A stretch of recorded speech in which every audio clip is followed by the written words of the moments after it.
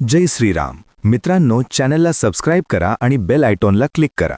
चला कथा सुरू करूया. स्वराज्याचा हा भगवा झेंडा सदैव डौलाने फडकत राहील, हेच माझं स्वप्न आहे. आज आपण धर्मवीर छत्रपती संभाजी महाराज यांच्या बलिदानाशी संबंधित एक प्रेरणादायी महागाथा ऐकणार आहोत. सह्याद्रीच्या उत्तुंग कडा आणि घनदाट जंगलांच्या साक्षीने स्वराज्याचे दुसरे छत्रपती शंभूराजे आपल्या काही अत्यंत विश्वासू सहकाऱ्यांसह संगमेश्वरच्या परिसरात मुक्कामाला होते. आणि ही वेळ स्वराज्यासाठी अत्यंत कठीण आणि कसोटीची होती.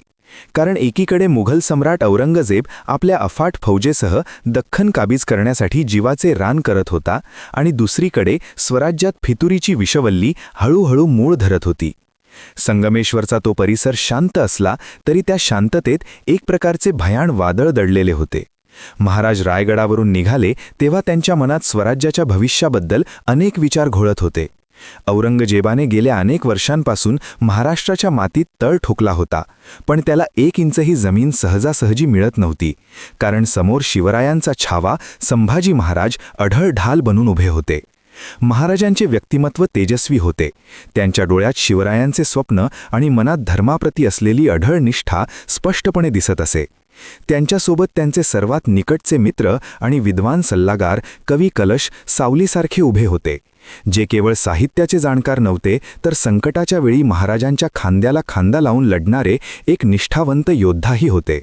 संगमेश्वरच्या त्या जुन्या वाड्यामध्ये जेव्हा महाराज विसाव्यासाठी थांबले होते तेव्हा बाहेर पाऊस नसला तरी वातावरणात एक अनामिक दडपण होते.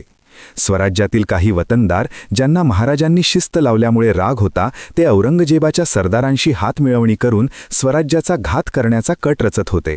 यामध्ये गणोजी शिर्के यांची भूमिका संशयास्पद ठरत होती, कारण वतनाच्या हव्यासापोटी त्यांनी मुघल सरदार मुकर्रब खान याला महाराजांच्या गुप्त ठिकाणाची माहिती पुरवली होती. मुकर्रब खान हा औरंगजेबाचा एक क्रूर आणि चपळ सेनापती होता. त्याने आपल्या सैन्यासह कोल्हापूरच्या बाजूने अत्यंत गुप्तपणे हालचाली सुरू केल्या होत्या आणि त्याचे एकमेव ध्येय होते ते म्हणजे छत्रपतींना जिवंत किंवा मृत कैद करणे. कारण औरंगजेबाला माहीत होते की जोपर्यंत संभाजी महाराज या मातीत वावरत आहेत तोपर्यंत मराठ्यांचे मनोबल तुटणे अशक्य आहे. वाड्याच्या आत महाराज आणि कवी कलश स्वराज्याच्या पुढील रणनीतीवर चर्चा करत होते. औरंगजेबाच्या वाढत्या प्रभावाला रोखण्यासाठी दक्षिणेतील राज्यांशी संधान साधणे आणि मराठा फौजेची पुनर्बांधणी करणे हे त्यांचे मुख्य उद्दिष्ट होते. पण नियतीला काहीतरी वेगळेच मान्य होते, कारण शत्रूचे सैन्य अत्यंत वेगाने आणि गुपचूपपणे संगमेश्वरच्या दिशेने सरकत होते. मल्हार नावाचा एक तरुण मावळा, जो महाराजांच्या अंगरक्षकांपैकी एक होता, त्याला जंगलातून येणाऱ्या घोड्यांच्या टापांचा आवाज ऐकू आला होता. पण त्या घनघोर झाडीत शत्रू नेमका कुठून येतोय हे समजणे कठीण होते. तरीही त्याने सावध राहून इतर मावळ्यांना इशारा दिला होता. पण मुघलांची संख्या हजारांच्या घरात होती आणि महाराजांसोबत केवळ मोजकेच अंगरक्षक शिल्लक होते. संभाजी महाराजांच्या चेहऱ्यावर भीतीचा लवलेशही नव्हता. त्यांना माहीत होते की परिस्थिती कठीण आहे, पण रणांगणावरून पळून जाणे हे त्यांच्या रक्तात नव्हते. त्यांनी कवी कलश यांना सुरक्षित स्थळी जाण्यास सांगितले, पण कवी कलश यांनी महाराजांची साथ सोडण्यास साफ नकार दिला. हीच ती मैत्री आणि निष्ठा होती जिने पुढे इतिहासाच्या पानांवर सुवर्ण अक्षरांनी नाव कोरले. संगमेश्वरच्या त्या मुक्कामात महाराजांनी घेतलेला प्रत्येक श्वास हा स्वराज्यासाठी होता आणि त्यांना याची कल्पना नव्हती की याच भूमीवर त्यांच्या जीवनातील एक सर्वात मोठे आणि भयानक वळण येणार आहे. फितुरीचे विष इतक्या खोलवर रुजले होते की रक्ताच्या नात्याची माणसेही आता परकी झाली होती आणि स्वार्थासाठी त्यांनी छत्रपतींची माहिती शत्रूला विकली होती. औरंगजेबाच्या छावणीत तेव्हा जल्लोषाचे वातावरण होते, कारण मुकर्रब खानने पाठवलेला निरोप त्याला मिळाला होता की संभाजी महाराज जाळ्यात अडकले आहेत. आता फक्त शेवटचा घाला घालणे बाकी होते. महाराजांनी शेवटच्या क्षणापर्यंत आपल्या मावळ्यांना धीर दिला आणि सांगितले की मरण आले तरी चालेल, पण शत्रूला पाठ दाखवू नका. हीच ती जिद्द होती जिने पुढे अमानुष छळ सहन करण्याची ताकद महाराजांना दिली.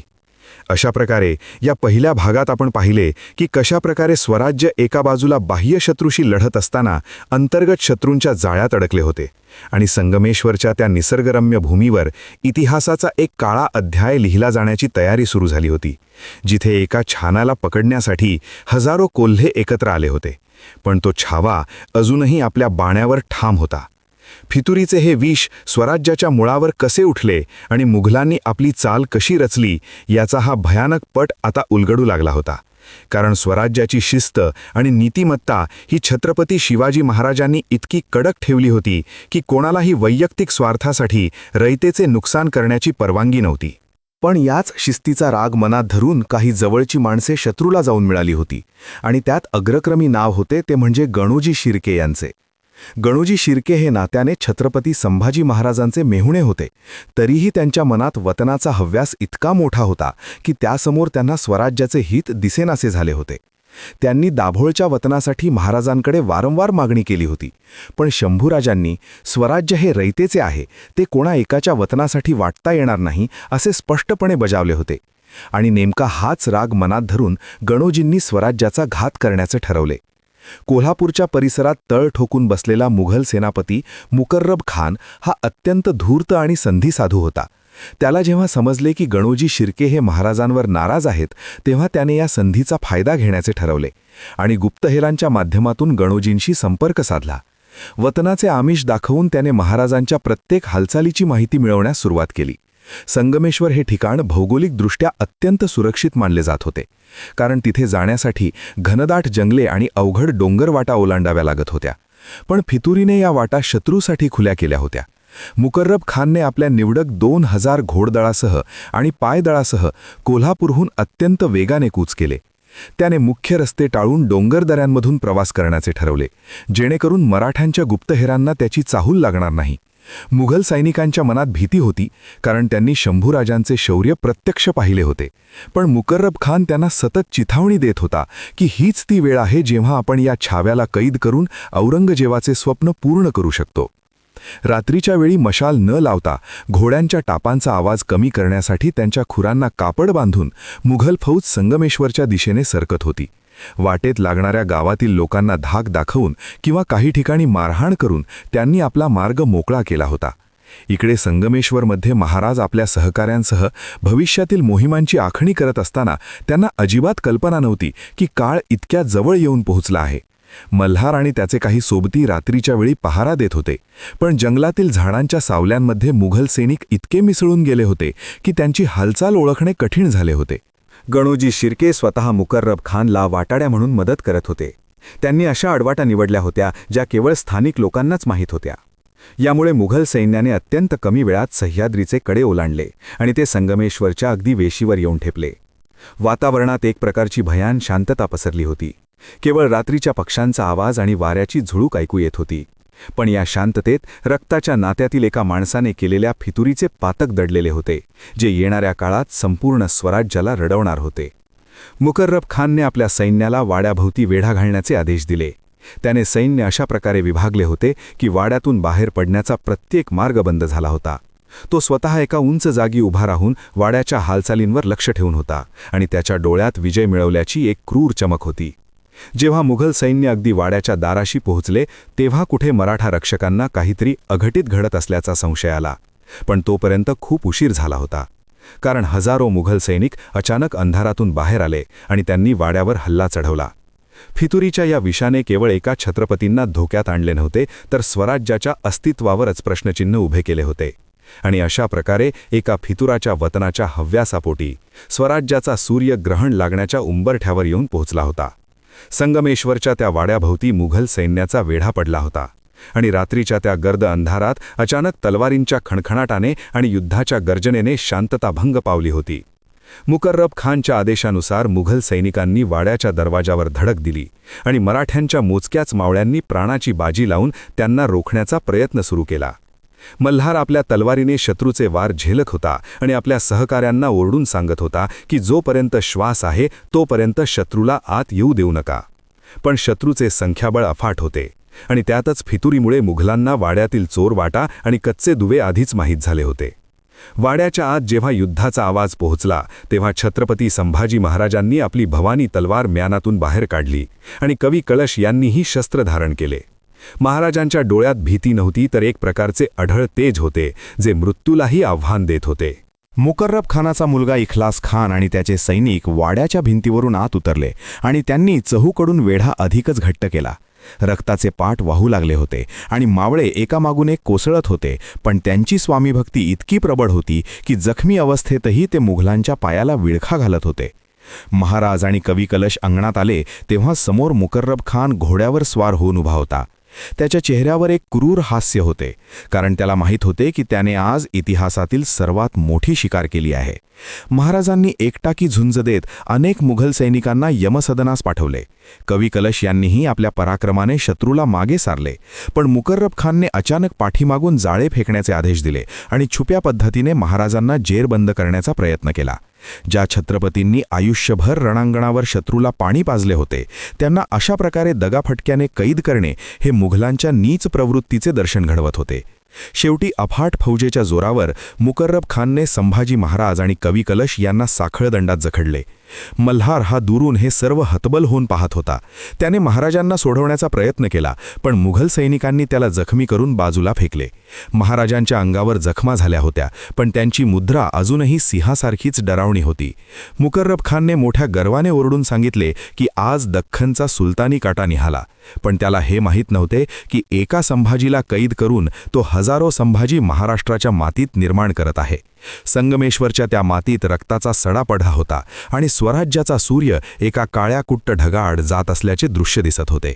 महाराजांना कैद केल्यानंतर मुघलांनी जो जल्लोष केला तो ऐकून सह्याद्रीच्या कळाही जणू रडत होत्या. कवी कलश आणि महाराज एकमेकांकडे पाहून डोळ्यांनीच निरोप घेत होते की ही तर केवळ संघर्षाची सुरुवात आहे. मुघल सैन्याने मोठ्या आनंदाने ही बातमी औरंगजेबाकडे रवाना केली आणि वाड्याची लूट करून तेथून निघण्याची तयारी सुरू केली. ज्या मावळ्यांनी स्वराज्यासाठी आयुष्य वेचले होते ते आज आपल्या राज्याला साखळदंडात पाहून अश्रू ढाळत होते, पण महाराजांनी त्यांच्याकडे पाहून धीर दिला की स्वराज्याचा लढा थांबू देऊ नका. अशा प्रकारे फितुरीच्या बळी ठरलेल्या या महान राजाला मुघलांनी कैद केले आणि संगमेश्वरहून बहादूरगडच्या दिशेने एका अपमानित प्रवासाची सुरुवात झाली, ज्या प्रवासात महाराजांचे धैर्य आणि निष्ठा यांची मोठी परीक्षा होणार होती. मुघल सैन्याने छत्रपती संभाजी महाराज आणि कवी कलश यांना कैद केल्यानंतर त्यांच्या क्रूरपणाची आणि नीचतेची सर्व सीमा ओलांडली होती. स्वराज्याच्या या तेजस्वी सूर्याला अपमानित करण्यासाठी मुकर्रब खानने अतोनात प्रयत्न सुरू केले आणि बहादूरगडकडे जाणारा हा प्रवास स्वराज्याच्या इतिहासातील सर्वात काळा आणि हृदयद्रावक प्रवास ठरला.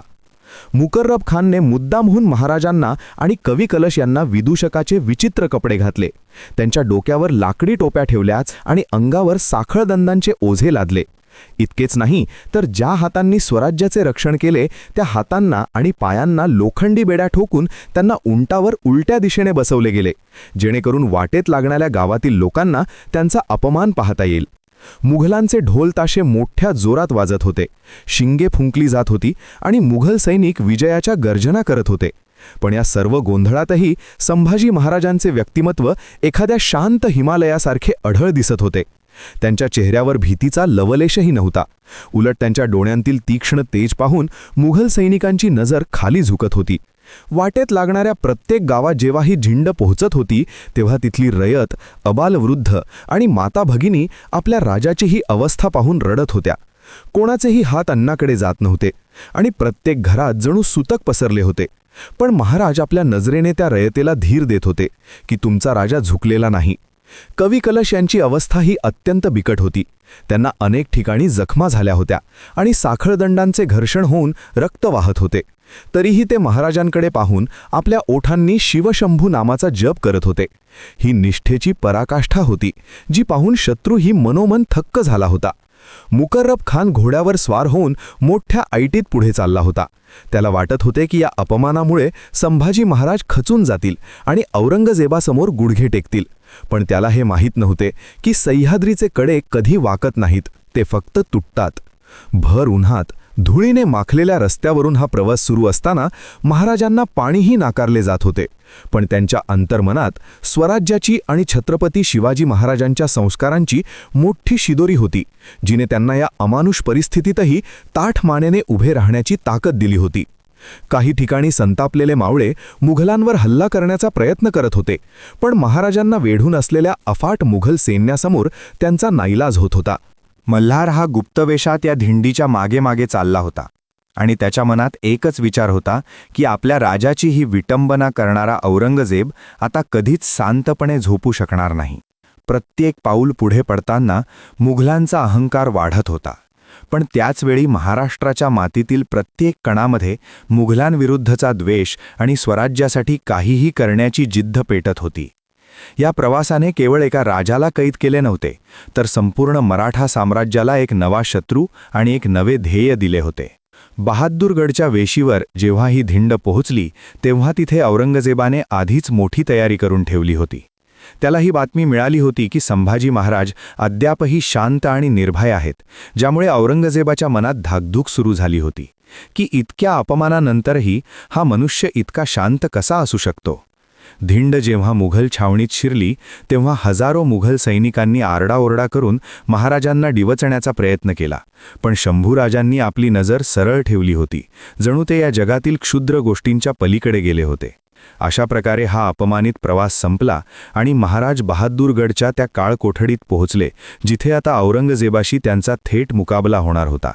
एका बाजूला जगातील सर्वात श्रीमंत सम्राट होता आणि दुसऱ्या बाजूला साखळदंडांत जखडलेला पण मनाने स्वतंत्र असलेला स्वराज्याचा छावा होता.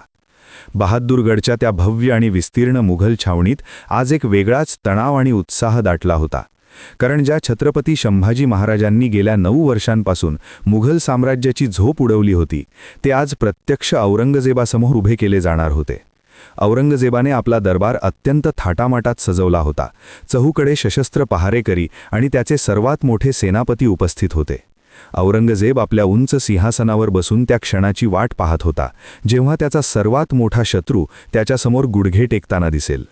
जेव्हा जड साखळदंडांचा आवाज दरबारात घुमला, तेव्हा सर्वांच्या नजरा दरवाजाकडे वळल्या.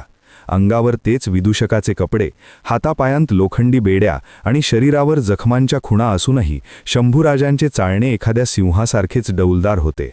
त्यांच्या मागे कवी कलश यांनाही तसेच जखडलेले आणले गेले होते. दरबारात पोहोचल्यावर औरंगजेबाने अत्यंत क्रूर नजरेने महाराजांकडे पाहिले. त्याला वाटले होते की इतका अपमान आणि हाल सोसल्यानंतर संभाजी महाराज भीतीने थरथर कापतील, पण प्रत्यक्षात महाराजांनी आपली मान उंच ठेवून औरंगजेबाच्या डोळ्यात थेट पाहिले. हे पाहून औरंगजेबाच्या मनात कुठेतरी धास्ती निर्माण झाली. औरंगजेब आपल्या सिंहासनावरून उठला आणि त्याने नमाज पढल्यासारखे हात वर करून अल्लाहचे आभार मानले की आज तू माझ्या सर्वात मोठ्या शत्रूला माझ्या समोर उभे केले आहेस. पण जेव्हा त्याचे डोळे महाराजांच्या तेजस्वी चेहऱ्यावर खिळले, तेव्हा त्याला कळून चुकले की हा माणूस शरीराने कैद असला तरी मनाने अजूनही स्वतंत्र आहे. औरंगजेबाने अत्यंत शांत पण धूर्त स्वरात महाराजांशी संवाद साधायला सुरुवात केली. तो म्हणाला की संभाजी, तुझे शौर्य मी पाहिले आहे. जर तू माझे म्हणणे ऐकलेस तर मी तुझे प्राण वाचवू शकतो आणि तुला मुघल साम्राज्यात मोठे पद देऊ शकतो. पण त्यासाठी त्याने 3 अत्यंत जाचक अटी समोर ठेवल्या. पहिली अट अशी होती की स्वराज्याचे सर्वच्या सर्व किल्ले आणि प्रदेश मुघलांच्या स्वाधीन करायचे. दुसरी अट म्हणजे स्वराज्याचा जो काही लपवलेला खजिना आहे त्याची माहिती द्यायची. आणि तिसरी आणि सर्वात भयंकर अट म्हणजे हिंदू धर्म सोडून इस्लामचा स्वीकार करायचा. औरंगजेबाला वाटले होते की मरणाच्या भीतीने संभाजी महाराज या अटी मान्य करतील. पण दरबारातील वातावरण तेव्हा स्तब्ध झाले जेव्हा महाराजांच्या मुखावर एक तुच्छतेचे हास्य उमटले. त्यांनी अत्यंत खंबीर आवाजात उत्तर दिले की औरंगजेबा, तू तुझे साम्राज्य दिले तरी मी माझा धर्म आणि माझे स्वराज्य सोडणार नाही. ही सह्याद्रीची माती आम्हाला झुकायला शिकवत नाही, तर फक्त लढायला शिकवते. कवी कलश यांनीही महाराजांच्या सुरात सूर मिसळून औरंगजेबाला खणकावून सांगितले की एका कवीची निष्ठा आणि एका राजाचा स्वाभिमान तू तुझ्या सत्तेने विकत घेऊ शकत नाहीस.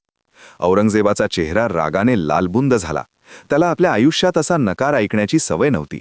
त्यातच दरबारातील इतर मुघल सरदारही महाराजांच्या त्या निर्भय बाण्याने प्रभावित झाले होते.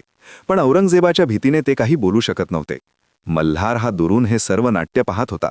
त्याला आपल्या राजाचा प्रचंड अभिमान वाटत होता, पण समोर येणाऱ्या संकटाची जाणीव होऊन त्याचे हृदय पिळवटून निघत होते.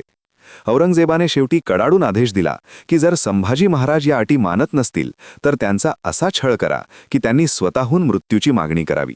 ही केवळ एका युद्धाची सुरुवात नव्हती, तर ही एका महान बलिदानाची पहिली पायरी होती, जिथे धर्म आणि स्वाभिमानासाठी एक राजा आपल्या प्राणांची आहुती देण्यास सज्ज झाला होता. दरबारातील त्या भेटीने हे स्पष्ट केले होते की हा लढा केवळ जमिनीसाठी नव्हता, तर तो 2 संस्कृतींमधील आणि एका अढळ निष्ठेचा लढा होता.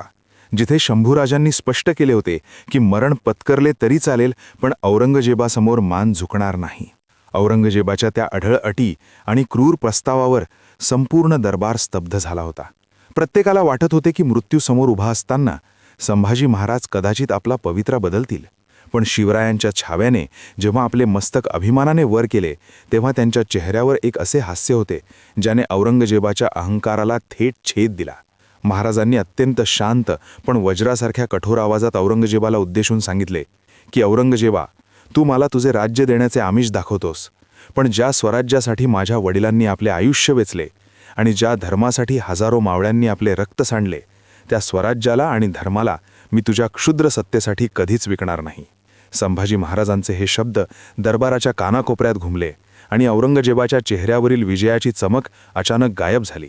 त्याला हे अपेक्षित नव्हते की साखळदंडात जखडलेला हा माणूस अजूनही इतक्या अधिकाराने आणि निर्भयपणे बोलू शकतो.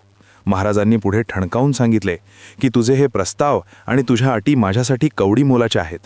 तू जरी तुझ्या अल्लाची सर्व संपत्ती माझ्या चरणी ठेवलीस आणि तुझे संपूर्ण मुघल साम्राज्य मला दिले, तरी मी माझा हिंदू धर्म सोडणार नाही, कारण आमचा धर्म आम्हाला झुकण्यापेक्षा मरायला आणि मारायला शिकवतो. हे ऐकताच दरबारातील मुघल सरदारांच्या कपाळावर घाम फुटला, कारण औरंगजेबाचा संताप अनावर झाला होता आणि त्याच्या डोळ्यातून क्रूरतेचे निखारे पडत होते. त्याने रागाने आपला हात सिंहासनावर जोरात आपटला आणि ओरडून सांगितले की संभाजी, तुला माहीत नाही की तू कोणाशी बोलत आहेस. जर तू माझे शब्द मानले नाहीस तर तुला इतके हाल सोसावे लागतील की तू प्रत्येक क्षणी मरणाची प्रार्थना करशील. पण महाराजांनी आपले डोळे औरंगजेबाच्या डोळ्यात भिडवले आणि उत्तर दिले की मृत्यूचे भय त्यांना वाटते ज्यांच्या मनात पाप असते. आम्ही तर स्वराज्यासाठी दररोज मृत्यूला कवेत घेऊन वावरतो. तू माझा देह नष्ट करू शकतोस, पण माझा स्वाभिमान आणि माझा धर्म तू कधीच हिरावून घेऊ शकणार नाहीस. कवी कलश यांनी महाराजांच्या या अढळ निश्चयाकडे पाहून देवाचे आभार मानले की त्यांना अशा महान राजाची साथ लाभली आहे. औरंगजेबाने आता आपले सर्व मुखवटे बाजूला सारले होते आणि त्याने आपल्या जल्लादांना आदेश दिला की या क्षणापासून संभाजी महाराजांचा छळ सुरू करा. त्याने असेही सांगितले की जोपर्यंत हे दोन काफीर त्याचे म्हणणे मानत नाहीत, तोपर्यंत त्यांचे एक एक अंग तोडून त्यांना असह्य वेदना द्याव्यात. हा केवळ शारीरिक छळाचा आदेश नव्हता, तर महाराजांच्या मनाचा आणि आत्म्याचा ताबा घेण्याचा औरंगजेबाचा शेवटचा प्रयत्न होता. मल्हार हा गुप्त वेशात जेव्हा या गर्जना ऐकत होता, तेव्हा त्याच्या अंगावर काटा आला होता, कारण त्याला माहीत होते की आता स्वराज्याचा हा तेजस्वी सूर्य एका अतिशय भयानक अग्निकुंडातून जाणार आहे. तरीही महाराजांच्या आवाजातील तो आत्मविश्वास संपूर्ण स्वराज्याला लढण्याची प्रेरणा देणारा होता. अशा प्रकारे औरंगजेबाने शांततेचा आणि समझोत्याचा मार्ग सोडून क्रूरतेचा मार्ग निवडला. पण त्याला हे माहीत नव्हते की ही अमानुषता संभाजी महाराजांना इतिहासात अजरामर करणार आहे. कारण महाराष्ट्राचा हा राजा औरंगजेबाच्या अटींपुढे झुकण्यापेक्षा सन्मानाने मरण स्वीकारण्यासाठी सज्ज झाला होता. आणि दरबारातील त्या प्रत्येक मुघल सैनिकाला कळून चुकले होते की हा लढा आता केवळ सत्तेचा नसून तो आत्मसन्मानाचा आणि अढळ भक्तीचा लढा बनला आहे. औरंगजेबाने दिलेला तो क्रूर आदेश अंमलात आणण्याची वेळ आता आली होती आणि बहादूरगडच्या त्या काळ कोठडीत मृत्यूचे सावट अधिकच गडद झाले होते. छळाचे पहिले सत्र सुरू होणार होते, ज्याचा विचार करूनच सामान्य माणसाच्या काळजाचा थरकाप उडाला असता. पण समोर प्रत्यक्ष शिवपुत्र उभे होते, ज्यांच्या धमन्यांमध्ये अन्यायाविरुद्ध लढण्याचे रक्त वाहत होते. मुघल जल्लादांनी लोखंडी सळया धगधगत्या कोळशाच्या विस्तवात लाल होईपर्यंत तापवल्या होत्या. त्या सळयांतून निघणारे ते लाल भडक तेज एखाद्या क्रूर राक्षसाच्या डोळ्यांसारखे चमकत होते आणि औरंगजेब लांबून हे सर्व अत्यंत निर्दयीपणे पाहत होता. औरंगजेबाने पुन्हा एकदा विचारले की संभाजी, अजूनही वेळ गेली नाही. तुझे किल्ले मला दे आणि तुझा धर्म बदल. मी हा क्षण थांबवू शकतो. पण शंभूराजांनी आपले डोळे मिटून केवळ महादेवाचे ध्यान केले आणि शांत स्वरात उत्तर दिले की ज्या डोळ्यांनी मी माझ्या आबासाहेबांचे स्वराज्य पाहिले आणि ज्या डोळ्यांनी मी या मातीची अस्मिता जपली, ते डोळे तुझ्यासमोर झुकण्यासाठी नाहीत, तर तुझ्या विनाशाची वाट पाहण्यासाठी आहेत. संतापलेल्या औरंगजेबाने खुणेनेच आदेश दिला आणि 2 धिप्पाड जल्लादांनी महाराजांना घट्ट पकडले, तर तिसऱ्याने ती लाल तप्त सळई महाराजांच्या डोळ्यांच्या दिशेने नेली. त्या खोलीत तप्त लोखंडाचा आणि जळणाऱ्या मांसाचा वास पसरला. पण आश्चर्याची गोष्ट म्हणजे महाराजांच्या मुखातून एकही आर्त किंकाळी निघाली नाही. उलट त्यांच्या चेहऱ्यावर एक असे तेज होते की जणू ते या जगातील सर्व शारीरिक वेदनांच्या पलीकडे गेले होते. कवी कलश बाजूलाच जखडलेले होते. आपल्या राजाचा हा अमानुष छळ पाहून त्यांचे हृदय पिळवटून निघाले. त्यांनी मोठ्या आवाजात हर हर महादेवची गर्जना केली, जिने त्या काळकोठडीच्या भिंतीही हादरल्या. महाराजांचे डोळे काढले गेले. रक्ताचे पाट त्यांच्या गालावरून वाहू लागले. पण त्या स्थितीतही त्यांनी आपला बाणा सोडला नाही. औरंगजेब मोठ्या गर्वाने हसत म्हणाला की आता तुझे स्वराज्य तुला कधीच दिसणार नाही. त्यावर महाराजांनी धीरगंभीर आवाजात उत्तर दिले की मला आता बाहेरच्या जगाची गरज नाही, कारण माझे स्वराज्य आणि माझे देव माझ्या अंतर्मनात कायमचे वसलेले आहेत. मल्हार हा बाहेरून हे सर्व दृश्य पाहण्याचा प्रयत्न करत होता. त्याला जेव्हा समजले की महाराजांचे डोळे काढले गेले आहेत, तेव्हा त्याच्या डोळ्यांतून अश्रू वाहू लागले आणि त्याच्या मनात संतापाची एक मोठी लाट उसळली. त्याला वाटले की आज सह्याद्रीचा सूर्य अंधारात गेला आहे. पण त्याचवेळी त्याला हेही जाणवले की हा अंधारच मुघल साम्राज्याच्या अंताची सुरुवात ठरणार आहे. रक्ताने माखलेला तो चेहरा आणि तरीही टाठ असलेली ती मान पाहून मुघल सैनिकांच्या मनातही धडकी भरली होती. कारण त्यांनी आजवर अनेक कैदी पाहिले होते जे मरणाच्या भीतीने ओरडत असत. पण हसा महापुरुष त्यांनी कधीच पाहिला नव्हता, जो शांतपणे आपला देह धर्मासाठी अर्पण करत होता. छळाचे हे पहिले सत्र संपले तेव्हा शंभूराजे रक्ताच्या थारोळ्यात जमिनीवर पडले होते. पण त्यांच्या आत्म्याने औरंगजेबावर पहिला विजय मिळवला होता. कारण त्याने महाराजांचे डोळे हिरावले असले तरी त्यांची निष्ठा आणि स्वाभिमान तो स्पर्शही करू शकला नव्हता. अशा प्रकारे या भागात आपण छत्रपती संभाजी महाराजांच्या त्या अजोड सहनशीलतेचे आणि अढळ भक्तीचे दर्शन घेतले, जिथे शरीराच्या वेदनांपेक्षा स्वराज्याचे रक्षण करणे हे त्यांच्यासाठी मोठे होते. आणि हीच ती पहिली पायरी होती जिने त्यांना धर्मवीर या पदवीकडे नेले. छत्रपती संभाजी महाराजांचे डोळे काढल्यानंतर औरंगजेबाच्या क्रूरतेची सीमा संपली नव्हती, तर ती आता एका नवीन आणि अधिक भयानक टप्प्यावर पोहोचली होती. आणि या कठीण काळात महाराजांचे सर्वात जवळचे मित्र कवी कलश यांची निष्ठा एखाद्या धगधगत्या मशालीसारखी प्रकाशमान झाली होती. कवी कलश हे मूळचे उत्तर भारतातील कानकुब्ज ब्राह्मण, पण स्वराज्याशी आणि संभाजी महाराजांशी त्यांचे नाते रक्ताच्या नात्यापेक्षाही श्रेष्ठ होते. औरंगजेबाला वाटले होते की जर त्याने महाराजांच्या या सर्वात प्रिय मित्राचा छळ केला तर कदाचित शंभूराजे मानसिकदृष्ट्या खचतील आणि आपले मौन सोडतील. औरंगजेबाने आदेश दिला की कवी कलश यांचेही हाल संभाजी महाराजांसारखेच करावेत. त्यांनाही साखळदंडांनी बांधून उन्हात उभे केले गेले आणि त्यांच्या शरीराचे लचके तोडण्यास सुरुवात झाली. पण कवी कलश यांच्या मुखातून केवळ आपल्या राजाची स्तुती आणि ईश्वराचे नाव निघत होते. त्या अंधाऱ्या आणि रक्ताळलेल्या कोठडीत जेव्हा महाराज वेदनेने विव्हळत असत, तेव्हा कवी कलश आपले स्वतःचे दुःख विसरून महाराजांना धीर देण्यासाठी सुंदर कविता आणि श्लोक ऐकवत असत. ते म्हणत असत की राजन, तुम्ही प्रत्यक्ष शिवाचे अवतार आहात. हे तुच्छ मुघल तुमचा देह जखडू शकतात, पण तुमच्या तेजाला स्पर्शही करू शकत नाहीत. कवी कलश यांनी आपल्या शब्दांच्या सामर्थ्याने महाराजांचे मनोबल इतके उंचावले होते की औरंगजेबाच्या दरबारात हे श्लोक जेव्हा पोहोचले तेव्हा तो स्वतः संतापून गेला. त्याला कळून चुकले की जोपर्यंत कवी कलश जिवंत आहेत आणि महाराजांच्या सोबत आहेत, तोपर्यंत संभाजी महाराजांना वाकवणे अशक्य आहे. औरंगजेबाने कवी कलश यांना प्रलोभन देण्याचाही प्रयत्न केला. त्याने सांगितले की कलश, तू तर विद्वान आहेस, या काफिर राजासाठी तुझा जीव का देतोस? तू आमच्या दरबारात ये, तुला आम्ही सोन्याने मढवू. पण कवी कलश यांनी मोठ्या गर्वाने औरंगजेबाच्या तोंडावर थुंकले आणि उत्तर दिले की ज्या हातांनी छत्रपतींच्या पायांची सेवा केली ते हात आता औरंगजेबाच्या गुलामगिरीसाठी कधीच उठणार नाहीत. मरण आले तर ते छत्रपतींच्या चरणापाशीच येईल. हा केवळ एका मित्राचा त्याग नव्हता, तर ती स्वराज्यातील दोन आत्म्यांची एकरूपता होती, जिथे संकट काळात एक राजा आणि त्याचा सेवक एकमेकांसाठी ढाल बनून उभे होते. मुघल सैनिकांनी कवी कलश यांची जीभ कापण्याची आणि त्यांचेही हातपाय तोडण्याची धमकी दिली. पण कवी कलश यांच्या डोळ्यात भीतीऐवजी एक प्रकारचे दिव्य समाधान होते. ते सतत म्हणत असत की धन्य हे स्वराज्य आणि धन्य आमचे शंभूराजे, ज्यांच्या बलिदानाने हा देश आणि हा धर्म अजरामर होईल. मल्हार जेव्हा हे सर्व गुप्तपणे ऐकत असे तेव्हा त्याला आश्चर्य वाटायचे की साहित्यात रमणारा हा कवी युद्धाच्या मैदानातील योद्ध्यापेक्षाही जास्त खंबीर कसा काय असू शकतो. त्याला जाणवले की ही ताकद केवळ शारीरिक नसून ते विचारांची आणि निष्ठेची ताकद आहे. कवी कलश यांच्या निष्ठेमुळे महाराजांना एक प्रकारचे मानसिक बळ मिळत होते.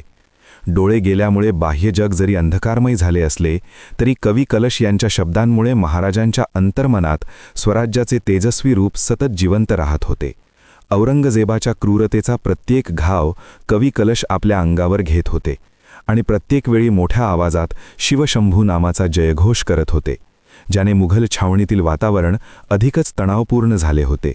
ज्या काळात स्वराज्यातील काही स्वकीय फितूर झाले होते, त्याच काळात परप्रांतीय असूनही कवी कलश यांनी दाखवलेली ही स्वामीभक्ती इतिहासात सुवर्ण अक्षरांनी लिहिली गेली. अशा प्रकारे या 8व्या भागात आपण पाहिले की मैत्री आणि निष्ठा ही केवळ सुखाच्या काळात नसते, तर ती नरक यातना भोगतानाही कशी टिकून राहते. कवी कलश यांनी स्वतःच्या बलिदानातून हे सिद्ध केले की छत्रपती संभाजी महाराज एकटे नाहीत, तर स्वराज्यातील प्रत्येक निष्ठावंत हृदय त्यांच्यासोबत धडधडत आहे. संगमेश्वरच्या त्या भीषण घटनेनंतर जेव्हा छत्रपती संभाजी महाराजांच्या अटकेची आणि बहादूरगडच्या छावणीत त्यांच्यावर होणाऱ्या अमानुष छळाची बातमी वाऱ्यासारखी संपूर्ण महाराष्ट्रात पसरली, तेव्हा सह्याद्रीच्या दऱ्याखोऱ्यात एक भयाण पण तितकीच प्रक्षोभक शांतता पसरली होती. कारण ज्या राजाने 9 वर्ष मुघलांना सळो की पळो करून सोडले होते, तो राजा आज शत्रूच्या कैदेत मृत्यूशी झुंज देत आहे, हे ऐकून प्रत्येक मावळ्याचे हृदय पिळवटून निघाले होते. मल्हार, जो स्वतः त्या काळकोठडीच्या बाहेरून महाराजांची ती अवस्था पाहून आला होता, तो जड अंतःकरणाने आणि वेगाने घोडदौड करत स्वराज्याच्या राजधानीच्या दिशेने निघाला होता. त्याच्या डोळ्यांसमोर अजूनही महाराजांचा तो रक्ताने माखलेला पण तेजस्वी चेहरा फिरत होता आणि त्याच्या मनात एकच विचार होता की ही बातमी रयतेपर्यंत कशी पोहोचवायची. वाटेत लागणाऱ्या प्रत्येक गावात जेव्हा मल्हार थांबायचा आणि लोकांना महाराजांच्या डोळ्यांना सळई लावल्याची बातमी मिळायची, तेव्हा तिथल्या आया बहिणींनी हंबरडा फोडला होता. शेतात काम करणाऱ्या शेतकऱ्यांनी आपली अवतं बाजूला ठेवून हातात तलवारी घेतल्या होत्या आणि अवघ्या महाराष्ट्रात दुःखाचे सावट पसरले होते. पण हे दुःख केवळ रडण्यासाठी नव्हते, तर ते मुघलांचा निप्पात करण्यासाठी पेटलेल्या एका महाभयंकर वणव्याची ही नांदी होती. रायगडावर जेव्हा ही बातमी पोहोचली, तेव्हा तिथे उपस्थित असलेल्या महाराणी येसूबाई, राजाराम महाराज आणि इतर ज्येष्ठ मंत्र्यांच्या पायाखालची जमीनच सरकली. पण शंभूराजांच्या संस्कारात वाढलेल्या त्या स्वराज्याच्या नेतृत्वाने खचून न जाता हातातल्या तलवारी अधिक घट्ट पकडल्या आणि औरंगजेबाचा हा अत्याचार स्वराज्याला संपवण्यासाठी नाही, तर मुघल साम्राज्याची थडगी या मातीत बांधण्यासाठी कारणीभूत ठरेल असा निश्चय केला. औरंगजेबाला वाटले होते की शंभूराजांचा असा छळ केल्यामुळे मराठे घाबरून शरण येतील आणि स्वराज्याचे किल्ले एकामागून एक मुघलांच्या झोळीत पडतील. पण त्याचे हे गणित पूर्णपणे चुकले होते, कारण महाराजांच्या एका थेंब रक्ताने हजारो मावळ्यांच्या मनात स्वराज्याची जिद्द अधिकच प्रबळ केली होती. आता प्रत्येक गढीवरून आणि प्रत्येक किल्ल्यावरून हर हर महादेवची गर्जना अधिक तीव्रतेने ऐकू येऊ लागली होती. जे मावळे आधी विखुरलेले होते, ते आता एका उद्देशाने एकत्र येऊ लागले होते की आपल्या राजाच्या अपमानाचा आणि छळाचा बदला घेतल्याशिवाय आता शांत बसायचे नाही. मल्हारने पाहिले होते की मराठा फौजेतील तरुण रक्तामध्ये एक वेगळाच आवेश संचारला होता. त्यांनी आपली डोकी मुंडन करून आणि कपाळाला रक्ताचा टिळा लावून प्रतिज्ञा केली होती की जोपर्यंत औरंगजेबाचे हे पापी साम्राज्य धुळीला मिळत नाही, तोपर्यंत आम्ही सुखाने जगणार नाही. मुघल छावणीतील सैनिकांनाही आता दुरून येणाऱ्या या मराठ्यांच्या टोळ्यांची भीती वाटू लागली होती, कारण त्यांना जाणवले होते की त्यांनी एका माणसाला कैद केले असले तरी त्यांनी संपूर्ण महाराष्ट्राच्या आत्म्याला डिवचले आहे आणि ही आग आता विझवणे औरंगजेबाच्याही हातात राहिलेले नव्हते. ज्या स्वराज्याने शिवरायांच्या काळात नीती आणि संयम पाहिला होता, तेच स्वराज्य आता शंभूराजांच्या बलिदानाच्या कल्पनेने आक्रमक आणि विध्वंसक झाले होते.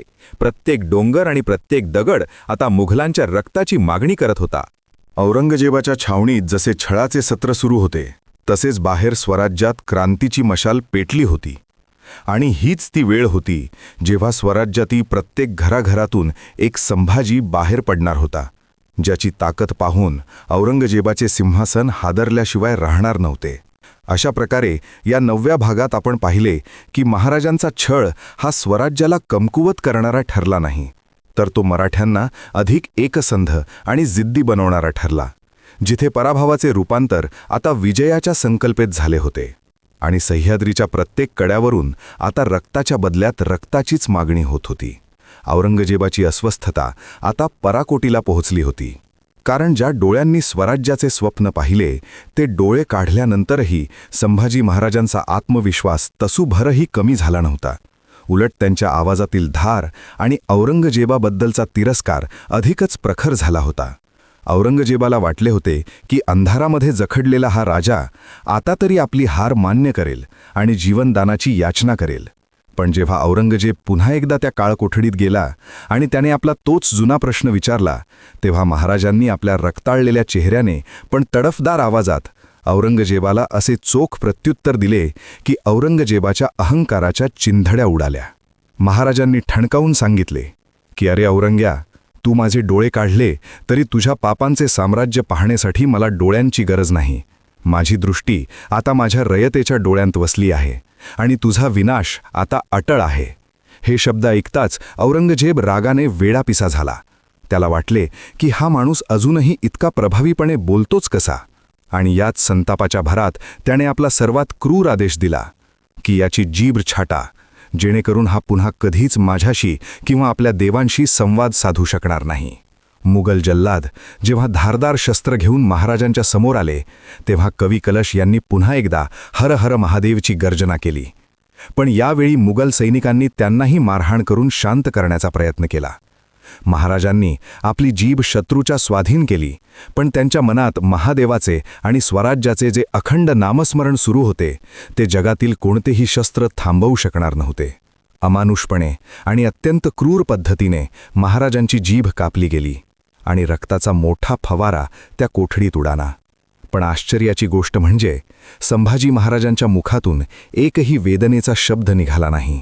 बोलण्याचे साधन कायमचे हिरावले गेले होते, पण महाराजांनी आता एक असे मौनव्रत धारण केले होते जे औरंगजेबाच्या हजारो शब्दांपेक्षाही जास्त ताकदवान होते. त्यांच्या त्या शांततेत एक प्रकारचे महाभयंकर वादळ दडलेले होते, जे येणाऱ्या काळात मुघल सत्तेला मुळासकट उखडून टाकणार होते. औरंगजेब मोठा गर्वाने तिथून निघून गेला.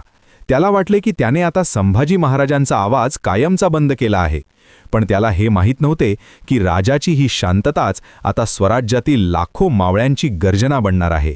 मल्हार, जो दुरून या सर्व हालचालींवर लक्ष ठेवून होता, त्याला जेव्हा ही बातमी कळाली की आपल्या राजाची जीभ कापली गेली आहे, तेव्हा तो तिथेच गुडघे टेकून बसला. त्याच्या मनात आले की आता आपला राजा कधीच आपल्याशी बोलणार नाही, पण त्याच वेळी त्याला जाणवले की महाराजांनी आपल्या बलिदानातून एक असा संदेश दिला आहे जो कोणत्याही भाषेच्या पलीकडे आहे. ज्या जिभेने स्वराज्याची शपथ घेतली होती आणि ज्या जिभेने शत्रूला ललकारले होते, ती आता शांत झाली असली तरी त्या रक्ताच्या प्रत्येक थेंबात स्वराज्य हा शब्द उमटत होता. मुघल छावणीतील वातावरण आता अधिकच भयाण झाले होते, कारण त्यांनाही कळून चुकले होते की हा माणूस मरणालाही घाबरत नाही आणि अशा माणसाला जिंकणे औरंगजेबाच्या सामर्थ्याबाहेरचे आहे.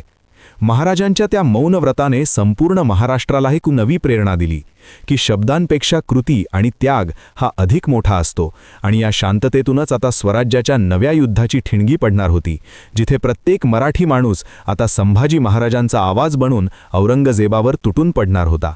अशा प्रकारे या 10व्या भागात आपण पाहिले की शारीरिक छळाच्या पराकोटीला जाऊनही शंभूराजांनी आपली वैचारिक आणि धार्मिक निष्ठा सोडली नाही, आणि जीभ गमावूनही त्यांनी इतिहासाला एक असा धडा शिकवला जो आजही प्रत्येकाच्या मनात राष्ट्रप्रेमाची ज्योत पेटवत ठेवतो. औरंगजेबाच्या क्रूरतेने आता मानवी संस्कृतीच्या सर्व सीमा ओलांडल्या होत्या, कारण डोळे आणि जीभ हिरावूनही छत्रपती संभाजी महाराजांचे मन जिंकण्यात तो अपयशी ठरला होता. त्यामुळे संतापाने आंधळ्या झालेल्या या मुघल सम्राटाने आता छळाचा असा मार्ग निवडला ज्याचा विचार करूनच काळजाचे पाणी होईल. औरंगजेबाने आपल्या जल्लादांना आदेश दिला की संभाजी महाराजांच्या अंगाची कातडी जिवंतपणी सोलून काढा आणि त्या जखमांवर मीठ भरा, जेणेकरून वेदनेच्या प्रत्येक लाटेगणिक त्यांनी गुडघे टेकावेत. हा आदेश मिळताच मुघल छावणीतही एक प्रकारची भयाण शांतता पसरली, कारण खुद्द मुघल सैनिकांनाही या अमानुषतेची भीती वाटू लागली होती. तप्त ऊन आणि धुळीने माखलेल्या त्या वातावरणात रक्ताने माखलेल्या शंभूराजांना उभे केले गेले. त्यांच्या शरीरावर आधीच अनेक जखमा होत्या, पण आता धारदार सूर्यांनी त्यांच्या अंगावरचे कातडे एका एका लचक्याने सोलले जाऊ लागले. प्रत्येक वार हा केवळ शरीरावर नसून तो स्वराज्याच्या अस्मितेवर होत होता. पण महाराजांनी आपले मन पूर्णपणे ईश्वराच्या चरणी अर्पण केले होते. ज्या शरीराने स्वराज्यासाठी शेकडो युद्धे लढली, ज्या अंगावर स्वराज्याच्या रक्षणासाठी अनेक घाव झेलले, ते शरीर आता शत्रूच्या क्रूरतेचे बळी ठरत होते. पण शंभूराजांच्या चेहऱ्यावर वेदनेपेक्षा एक प्रकारचे दिव्य समाधान दिसत होते, कारण त्यांना माहीत होते की त्यांच्या या प्रत्येक थेंब रक्ताने स्वराज्याची मुळे अधिक घट्ट होणार आहेत. सोललेल्या कातडीवर जेव्हा मुघलांनी मुठभर मीठ चोळले तेव्हा शरीराचा दाह अग्नीसारखा पेटला असेल, पण त्या स्थितीतही महाराजांची मान झुकली नाही. ते एखाद्या अचल पहाडासारखे ताठ उभे होते. जणू काही ते या नश्वर देहाच्या पलीकडे असलेल्या आत्म्याच्या जगात पोहोचले होते. बाजूलाच जखडलेले कवी कलश यांनी आपल्या राजाची ही अवस्था पाहून देवाचा धावा केला, पण शंभूराजांच्या त्या अमानुष धैर्याने कवी कलश यांनाही नवी ताकद दिली.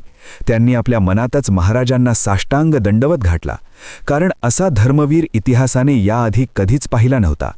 औरंगजेब लांबून हे सर्व दृश्य पाहत होता आणि त्याच्या मनात एक प्रकारची अगतिकता निर्माण झाली होती. त्याला वाटले होते की या अमानुषतेने तो संभाजी महाराजांचा अहंकार तोडेल, पण उलट त्याला स्वतःलाच आपल्या सत्तेचे आणि संपत्तीचे क्षुद्रपण जाणवू लागले होते. कारण त्याच्या सर्व अस्त्रशस्त्रांपुढे एक निशस्त्र राजा आपल्या निष्ठेच्या जोरावर अजिंक्य ठरला होता. मल्हार, जो दुरून या महाबलिदानाचा साक्षीदार होता, तो रक्ताच्या अश्रूंनी रडत होता, पण त्याच्या मनात एकच शपथ होती की महाराजांचे हे बलिदान वाया जाऊ दिले जाणार नाही. या मातीचा प्रत्येक कण आता मुघलांच्या विनाशाची साक्ष देणार होता. मुघल छावणीतील काही सैनिकांनी तर ही क्रूरता पाहणे सोडून आपली तोंडे फिरवली होती, कारण त्यांना जाणवले होते की ते केवळ एका कैद्याचा छळ करत नसून एका चालत्या बोलत्या ईश्वरी अंशाला त्रास देत आहेत. रक्ताने थपथपलेला तो देह आणि त्यातून वाहणारी रक्ताची धार तुळापूरच्या भूमीला पावन करत होती. संभाजी महाराजांनी दाखवून दिले की जेव्हा निष्ठा आणि धर्म प्राणांपेक्षा मोठे असतात तेव्हा मृत्यूही माणसाला स्पर्श करू शकत नाही. शरीर संपत चालले होते, पण महाराजांचे तेज अधिकच प्रखर होत चालले होते.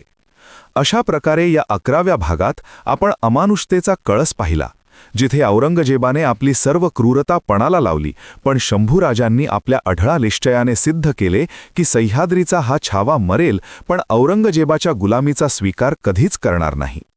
छत्रपती संभाजी महाराजांच्या अमानुष छळाचे दिवस आता संपत आले होते आणि औरंगजेबाने आता या महानायकाचा अंत करण्यासाठी भीमा आणि इंद्रायणी नद्यांच्या पवित्र संगमावर असलेल्या तुळापूर या गावाची निवड केली होती. औरंगजेबाची संपूर्ण छावणी आता तुळापूरच्या परिसरात हलवण्यात आली होती आणि तिथे एक वेगळेच वातावरण निर्माण झाले होते. कारण एकेकाळी ज्या नद्यांच्या काठी संतांनी भक्तीचे मळे फुलवले होते, त्याच ठिकाणी आज एका महान राजाचे रक्त सांडले जाणार होते. संभाजी महाराज आणि कवी कलश यांची प्रकृती आता अत्यंत चिंताजनक झाली होती. शरीराची कातडी सोलली गेल्यामुळे आणि वारंवार होणाऱ्या जखमांमुळे त्यांचा देह जर्जर झाला होता, पण त्यांच्या चेहऱ्यावरील आत्मिक तेज मात्र दिवसेंदिवस वाढतच चालले होते, जे पाहून औरंगजेबाच्या मनातील भीती अधिकच गडद होत होती. तुळापूरच्या त्या मुक्कामात औरंगजेबाने पुन्हा एकदा शेवटचा प्रयत्न म्हणून महाराजांना आपल्या धर्माबद्दल आणि स्वराज्याबद्दल विचारले, पण महाराजांनी आता पूर्णपणे मौन धारण केले होते. त्यांच्या त्या अथांग शांततेत औरंगजेबाला आपला स्वतःचा पराभव स्पष्टपणे दिसत होता, कारण जगातील सर्वात श्रीमंत सम्राट एका साखळदंडात जखडलेल्या राजाला मानसिकदृष्ट्या झुकवू शकला नव्हता. मुघल सैनिकांनाही आता रात्रीच्या वेळी त्या छावणीत वावरताना भीती वाटू लागली होती. अनेक सैनिकांच्या मनात अशी भावना निर्माण झाली होती की आपण एखाद्या सामान्य मानवाला नाही तर एका साक्षात ईश्वरी अंशाला त्रास देत आहोत आणि याचे फळ आपल्याला नक्कीच भोगावे लागेल. कवी कलश यांची स्थिती तर अशी होती की ते केवळ श्वासांच्या जोरावर महाराजांकडे पाहत होते. त्यांच्या डोळ्यांतून वाहणारे अश्रू जणू भीमा इंद्रायणीच्या प्रवाहाशी एकरूप होत होते. त्यांनी या शेवटच्या क्षणीही आपल्या मनात महाराजांच्या शौर्याचे गुणगान सुरूच ठेवले होते. मल्हार, जो गुपचूपपणे त्या छावणीच्या आसपास वावरत होता, त्याने पाहिले की तुळापूरच्या त्या संगमावर जणू आकाशही रडत आहे. वाऱ्याचा वेग मंदावला होता आणि पक्ष्यांनीही आपले गाणे थांबवले होते, कारण निसर्गालाही जाणवले होते की सह्याद्रीचा हा ढाण्या वाघ आता आपल्या शेवटच्या प्रवासाला निघाला आहे. औरंगजेबाने तिथे मोठ्या प्रमाणावर लष्करी बंदोबस्त ठेवला होता.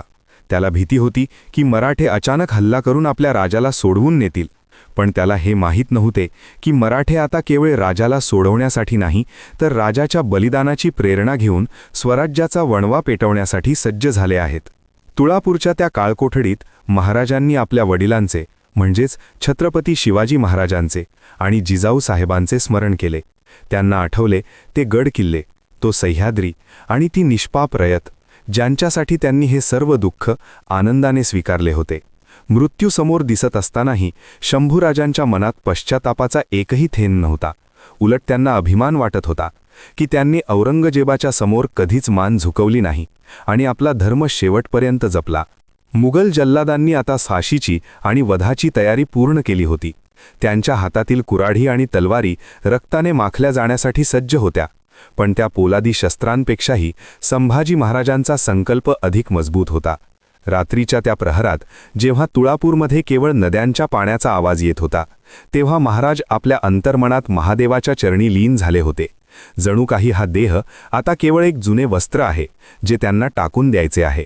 अशा प्रकारे या 12व्या भागात आपण पाहिले की तुळापूरची ती भूमी कशा प्रकारे एका ऐतिहासिक बलिदानाची साक्षीदार होण्यासाठी सज्ज झाली होती, जिथे एका राजाने आपल्या असीम धैर्याने हे सिद्ध केले की भौतिक सत्ता ही आत्मिक तेजासमोर किती क्षुद्र असते आणि औरंगजेबाचा अहंकार आता धुळीला मिळण्याची वेळ अगदी जवळ आली होती.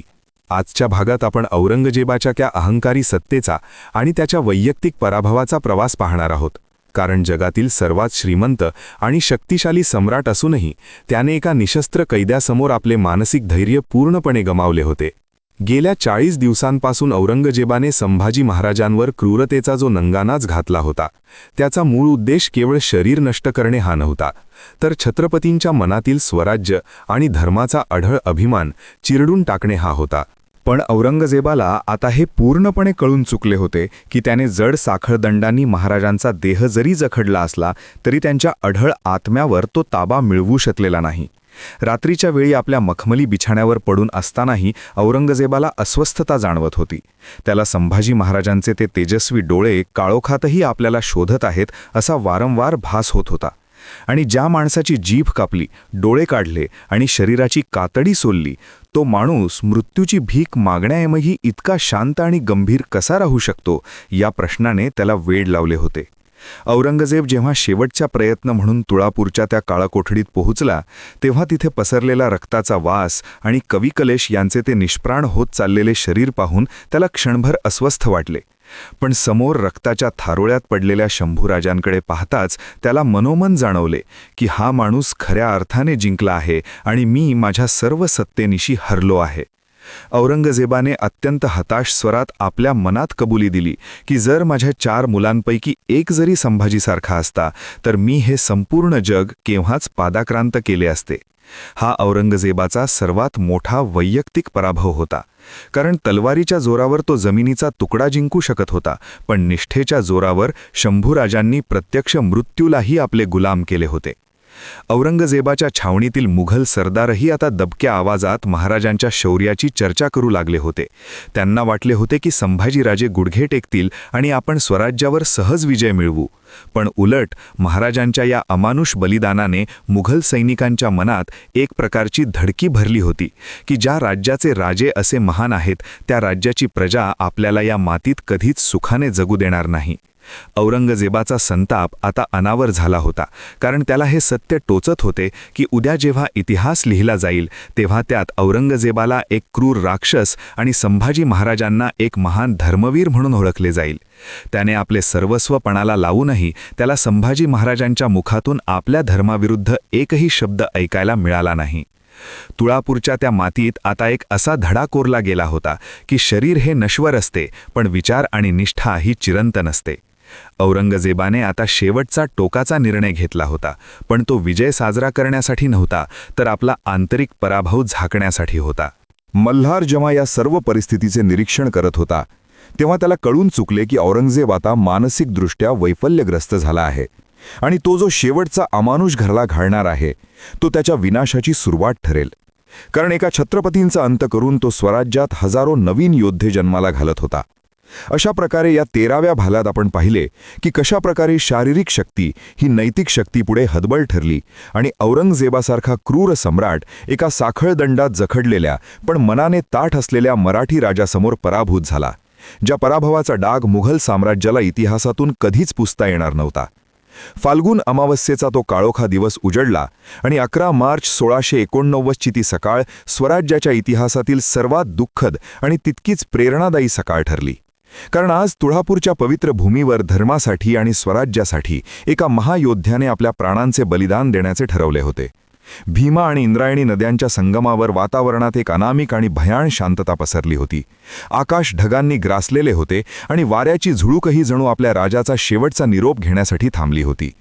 औरंगजेबाने आता क्रूरतेचा शेवटचा आणि सर्वात अमानुष टप्पा गाठला होता आणि त्याने संभाजी महाराज व कवी कलश यांच्या वधाचा अंतिम आदेश दिला होता. महाराजांचा देह गेल्या 40 दिवसांच्या अमानुष छळामुळे पूर्णपणे जर्जर झाला होता.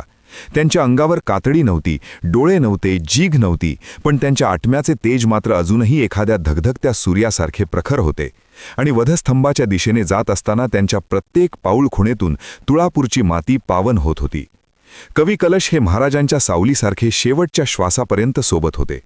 त्यांच्याही चेहऱ्यावर मरणाची कोणतीही भीती नव्हती, तर आपल्या राजासोबत वीरमरण येत असल्याचा एक सार्थ अभिमान होता. मुघल जल्लादांनी आपल्या धारधार तलवारी आणि कुऱ्हाडी रक्ताने माखण्यासाठी परजून ठेवल्या होत्या आणि औरंगजेब आपल्या छावणीतून हे सर्व अघटित दृश्य अत्यंत निर्दयीपणे पाहत होता. औरंगजेबाच्या एका खुणेसरशी जल्लादांनी पहिला वार केला, पण संभाजी महाराजांच्या अंतर्मनातून निघालेली ती हर हर महादेवची गर्जना सह्याद्रीच्या कडांनी जणू आपल्या हृदयात साठवून घेतली. औरंगजेबाने अत्यंत नीचपणे महाराजांच्या शरीराचे तुकडे करण्याचे आदेश दिले होते, जेणेकरून मराठ्यांच्या मनात दहशत बसेल. पण त्याला हे माहीत नव्हते की या रक्ताच्या प्रत्येक थेंबातून स्वराज्याचा नवा वणवा पेटणार आहे. महाराजांचे हे बलिदान केवळ एका राजाच्या मृत्यूची घटना नव्हती, तर ते एका नव्या युगाचे आणि प्रबळ मराठा संघर्षाचे आगमन होते. ज्या नद्यांच्या पाण्यात महाराजांचे रक्त मिसळले, त्या नद्यांचे पाणी आता मुघलांच्या विनाशाची साक्ष देऊ लागले होते. आणि तुळापूर तसेच वढू-बुद्रुकच्या रयतेने जेव्हा आपल्या राजाची ही विटंबना पाहिली, तेव्हा प्रत्येक मराठी माणसाच्या मनात दुःखापेक्षा संतापाची आणि प्रतिशोधाची आग अधिक प्रज्वलित झाली. मल्हार हा दुरून हे सर्व दृश्य पाहत होता. त्याचे डोळे अश्रूंनी डबडबलेले होते, पण त्याचे हात तलवारीच्या मुठीवर इतके घट्ट आवळले गेले होते की जणू त्यातूनच औरंगजेबाचा काळ निर्माण होणार होता. त्याला जाणवले की आज स्वराज्याचा हा सूर्य मावळला असला तरी तो उद्या एका नव्या क्रांतीच्या तेजासह पुन्हा उदय पावणार आहे. औरंगजेबाला वाटले की त्याने संभाजी महाराजांना शारीरिकरित्या संपवून स्वराज्यावर विजय मिळवला आहे, पण प्रत्यक्षात त्याने शंभूराजांना इतिहासात अजरामर केले होते. कारण या बलिदानानंतर स्वराज्यातील प्रत्येक मावळा आता स्वतःला संभाजी मानू लागला होता. आणि ज्या औरंगजेबाला वाटले होते की तो संभाजींच्या मृत्यूनंतर लगेच दिल्लीला विजयी होऊन परत जाईल, त्याला आता याच दख्खनच्या मातीत स्वतःची कबर खोदावी लागणार होती.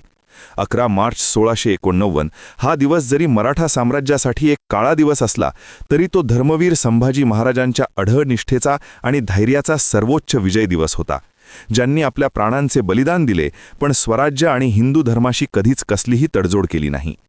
तुळापूरच्या त्या मातीत सांडलेले हे पवित्र रक्त आजही आपल्याला हीच आठवण करून देते की स्वातंत्र्य आणि स्वाभिमानासाठी दिलेले हे बलिदान जगातील कोणत्याही सत्तेपेक्षा आणि कोणत्याही संपत्तीपेक्षा कितीतरी मोठे आहे. शंभूराजांच्या त्या तुकडे झालेल्या देहाने संपूर्ण महाराष्ट्राला पुन्हा एकदा एकसंध केले आणि मुघल साम्राज्याच्या विनाशाची खरी उलटी गिनती याच बलिदानाच्या क्षणापासून सुरू झाली. अशा प्रकारे या 14व्या भागात आपण छत्रपती संभाजी महाराजांच्या त्या महाबलिदानाचा साक्षीदार झालो, जिथे एका महान राजाने आपल्या देहाची आहुती देऊन स्वराज्याला अमर केले आणि औरंगजेबाच्या सत्तेचा अहंकार कायमचा धुळीला मिळवला. 11 मार्च 1689 रोजी तुळापूरच्या भूमीवर जे अमानुष घडून आले, त्याने स्वराज्याचा अंत झाला असे मुघल सम्राट औरंगजेबाला वाटले होते. पण प्रत्यक्षात शंभूराजांच्या बलिदानाने स्वराज्याच्या राखेतून एक असा महाभयंकर वणवा पेटवला, ज्याची धग मुघल साम्राज्याला कायमची भस्मसात करणार होती. महाराजांचे बलिदान झाले आणि ही बातमी वाऱ्यासारखी सह्याद्रीच्या कानाकोपऱ्यात पोहोचली. तेव्हा मावळ्यांचे अश्रू थांबले नाहीत, पण त्यांचे हात तलवारीच्या मुठीवर अधिक घट्ट आवळले गेले. कारण आता हा लढा केवळ जमिनीचा उरला नव्हता, तर तो आपल्या लाडक्या राजाच्या अपमानाचा बदला घेण्याचा महासंग्राम बनला होता. मल्हारने तुळापूरच्या त्या पावनभूमीतील रक्ताने माखलेली माती एका कापडात बांधली आणि आपल्या कपाळाला रक्ताचा टिळा लावून शपथ घेतली की जोपर्यंत औरंगजेबाची कबर याच दख्खनच्या मातीत खोदली जात नाही, तोपर्यंत हा मावळा विश्रांती घेणार नाही. रायगडावर छत्रपती राजाराम महाराजांच्या नेतृत्वाखाली स्वराज्याची सूत्रे वेगाने हल्ली. शंभूराजांच्या बलिदानाने मराठ्यांच्या मनात जे स्वाभिमानाचे स्फुल्लिंग पेटले होते, त्याने सामान्य शेतकऱ्यालाही योद्धा बनवले होते. आता औरंगजेबाला समोरून येणारे सैन्य दिसत नव्हते, तर त्याला अंधारातही संभाजी महाराजांचेच तेजस्वी रूप दिसत होते. ज्या औरंगजेबाला वाटले होते की संभाजींनंतर मराठे शरण येतील, त्याला आता धक्क्यानंतर धक्का बसू लागला होता. कारण आता मराठ्यांचे युद्ध हे लोकयुद्ध झाले होते. प्रत्येक डोंगर, प्रत्येक दरी आणि प्रत्येक झाड मुघलांसाठी मृत्यूचा सापळा बनले होते. मुघल सैन्यात आता उघडपणे भीतीचे वातावरण होते, कारण त्यांना जाणवले होते की त्यांनी एका राजाचा देह मारला असला तरी त्यांनी स्वराज्याचा आत्मा अजरामर केला आहे. मराठ्यांच्या गनिमी काव्याने मुघलांची रसद तोडली, त्यांचे किल्ले पुन्हा जिंकण्यास सुरुवात केली आणि औरंगजेबाचे दिल्लीला परतण्याचे स्वप्न आता धुळीला मिळाले होते. महाराणी येसूबाईंनी आपल्या अढळ धैर्याने रायगड लढवण्याची जिद्द कायम ठेवली, तर संताजी आणि धनाजींसारखे सेनानी आता वारुळातील मुंग्यांप्रमाणे मुघल सैन्यावर तुटून पडत होते. प्रत्येक मराठाच्या मुखातून आता शंभूराजांचा विजय असो हीच गर्जना निघत होती. औरंगजेब आपल्या छावणीत आता एकाकी पडला होता. त्याला स्वतःच्याच क्रूरतेचा पश्चात्ताप होत नसला तरी त्याला आपल्या पराभवाची चाहूल लागली होती. कारण ज्या संभाजीला त्याने कैद केले होते तो संभाजी आता महाराष्ट्राच्या प्रत्येक घरात जन्माला आला होता. शंभूराजांच्या त्या महाबलिदानाने स्वराज्याला अशी एक अखंड ऊर्जा दिली जिने पुढची 18 वर्षे मराठ्यांना औरंगजेबासारख्या प्रबळ शत्रूविरुद्ध झुंजण्याची ताकद दिली. आणि अशा प्रकारे या 15व्या भागात आपण पाहिले की शंभूराजांचे बलिदान ही स्वराज्याच्या विजयाची पहिली ठिणगी ठरली, जिने गुलामगिरीची साखळदंड तोडून महाराष्ट्राला पुन्हा एकदा स्वतंत्र आणि स्वाभिमानी बनवले. छत्रपती संभाजी महाराज यांच्या बलिदानाने इतिहासाच्या पानांवर एक असे तेजस्वी पर्व कोरले आहे ज्याची तुलना जगातील कोणत्याही बलिदानाशी होऊ शकत नाही. 11 मार्च 1689 रोजी तुळापूरच्या भूमीवर सांडलेल्या रक्ताचा प्रत्येक थेंब हा स्वराज्यासाठी एक चैतन्यदायी मंत्र ठरला. कारण औरंगजेबाला वाटले होते की संभाजी महाराजांचा अंत म्हणजे स्वराज्याचा अंत आहे, पण प्रत्यक्षात त्या दिवसापासून औरंगजेबाच्या स्वतःच्या अंताची उलटी गिनती सुरू झाली होती.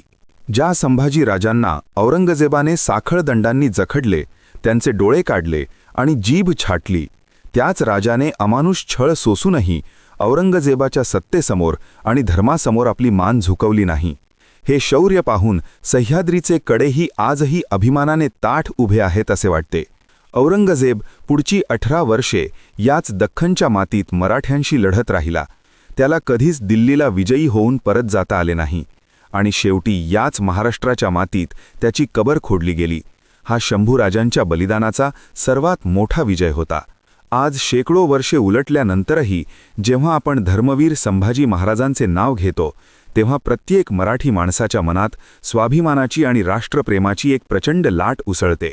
कारण त्यांनी आपल्याला शिकवले की जगणे हे महत्त्वाचे नसून ते कसे आणि कोणत्या मूल्यांसाठी जगले जाते हे अधिक महत्त्वाचे आहे. आजच्या तरुण पिढीसाठी संभाजी महाराजांचा इतिहास हा केवळ एक कथा नसून तो संकटात कसे उभे राहायचे आणि आपल्या तत्वांकरता प्राणांची आहुती कशी द्यायची याचे एक जिवंत उदाहरण आहे. मल्हारसारख्या हजारो मावळ्यांनी महाराजांच्या बलिदानाचा जो वसा घेतला तोच वारसा पुढे अखंड चालत राहिला आणि त्यातूनच स्वराज्य पुन्हा एकदा सावरले व फोफावले. तुळापूर आणि वढू बुद्रुकची ती पावनभूमी आजही ओरडून सांगते की जो राजा रयतेसाठी आणि धर्मासाठी हसत हसत मरण पत्करतो तो राजा काळाच्या पडद्याआड कधीच जात नाही, तर तो लोकांच्या हृदयात कायमचा अमर होतो. ज्या हातांनी स्वराज्याचे किल्ले राखले आणि ज्या मनाने संस्कृती जपली त्या संभाजी महाराजांच्या बलिदानाला आपण कधीच विसरता कामा नये.